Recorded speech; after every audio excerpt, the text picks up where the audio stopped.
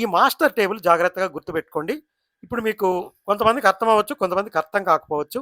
ఈ lecture complete అయ్యే టయానికి అందరికీ అర్థమైపోతుంది.